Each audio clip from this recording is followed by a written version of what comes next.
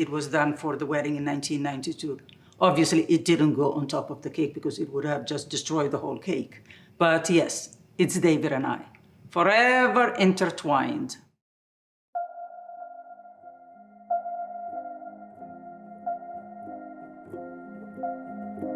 Welcome, Vogue, to my house. I would love to share with you some of my favorite things. So follow me.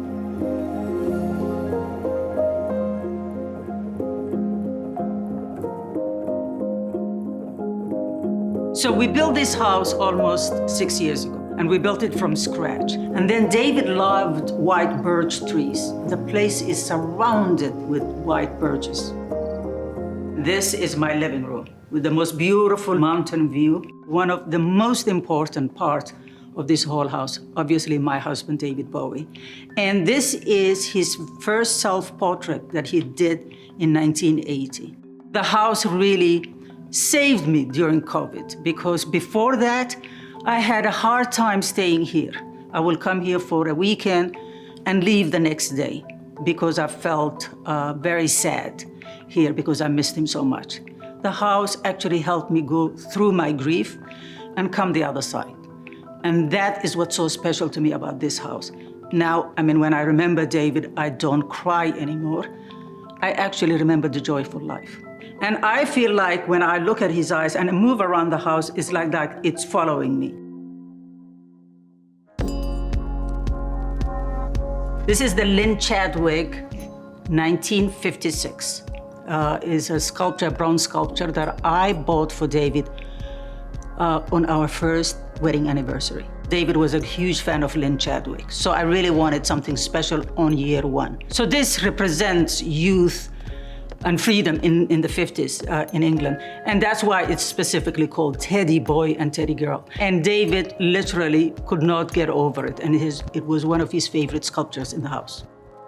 Gift giving and receiving is very important to me because it is something that it's really from the heart. So this was his first gift to me. We went on our first holiday in Paris, and one day we went together, the two of us, to Hermes, and he bought himself, you won't believe it, sandals, and he bought me this. I didn't tell him what I liked, what I wanted. He picked this up on his own. So this is one of my favorite gifts. But follow me so I can share with you one of my favorite spots. So this is my favorite spot in the morning. This is where I start, lying down here with a cup of coffee, a book, see all the mountain on this side. So there are several pieces in this space that I adore. And I will start with this wicker cushion. Yes, wicker cushion. It was given to me by my dear friend Naomi Campbell almost 20 years ago on my birthday. I met Naomi maybe late 80s, early 90s. I met her in Paris and we instantly became friends and we've been in each other's lives since then. It's one of those relationships that have stayed and endured all this time. There are few people that I rely upon, and she's one of them. Every time I lie on this favorite space, I think of Naomi for these wonderful gifts that she gave me on a birthday many moons ago. And this is one of my favorite books, A Grave for a Dolphin by Alberto Denti di Piregiano. This is a very fantastical journey between a girl, and you won't believe it, but a Somali girl and a dolphin. And this all happens in Somalia, by the way. And this book is really special because, funny enough, way before David and I met, this was one of his favorite books. And actually, he told me some of the lyrics from his song Heroes were actually inspired by this book. And then, of course, finally, when we meet, we can't believe that we both adore the same book. But that also the whole story happens from where I come from, Somalia. What I wanted to show you is this little tiny African stool. It's from West Africa, and it was gifted to me by my dearest friend, Beth Ann Hardison. Now, Beth Ann, I know her since the day I arrived, like literally 3 days after I arrived in New York.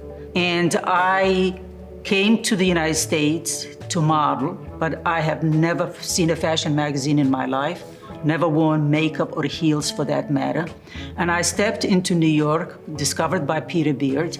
The first person who really welcomed me and became my friend was Beth Ann Hardison. And she's been in my life since then, to the point we're that close. We talk to each other every day since 1975. She was also my maid of honor when I married my husband, David. So now here we are in my kitchen. This is where I actually spend most of the days cooking for myself. I have a tendency that I can read a recipe and don't look at it again and cook it. That's my gift.